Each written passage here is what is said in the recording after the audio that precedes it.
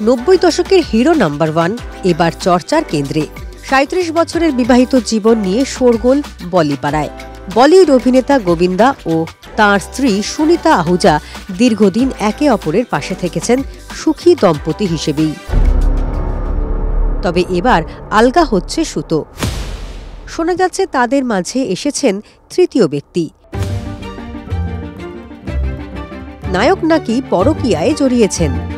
সম্প্রতি সুনিতা নিজেই জানান তিনি 2 সন্তানকে নিয়ে অন্য ফ্ল্যাটে থাকছেন। সোশ্যাল মিডিয়াতেও তার উপস্থিতি বেড়েছে। এরপরই ইতিউতি বিবাহ বিচ্ছেদের গুঞ্জন। বলা হচ্ছে নিজের মেয়ে টিনার থেকেও বয়সে ছোট এক মারাঠি অভিনেত্রীর সঙ্গেই নাকি সম্পর্কে জড়িয়েছেন নায়ক। আর এই কারণেই দূরত্ব তৈরি হয়েছে গোবিন্দা সুনিতার মধ্যে। এখনও গোবিন্দা এই বিষয়ে মুখ খোলেননি।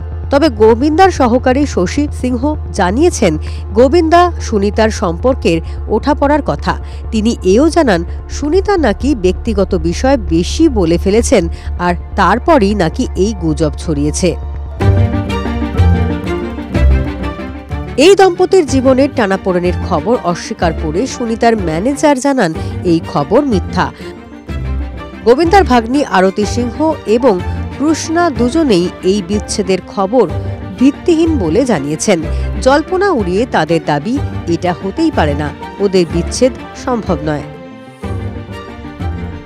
ক্লাস 9-এ পড়াকালীন গোবিন্দার সঙ্গে আলাপ সুনিতার। এক বিয়ে বাড়িতে আলাপ জমে। এরপর থেকে গোবিন্দার বাড়িতে যাতায়াত শুরু হয় সুনিতার।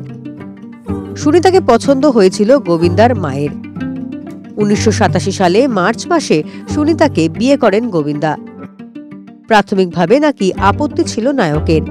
বিয়ে প্রায় 3 বছর পর প্রকাশ্যে আসে গোবিন্দার স্ত্রী। শোনা যায় প্রথম জীবনে গোবিন্দা তার স্ত্রীকে জনসমক্ষে আনতে চাইতেন না।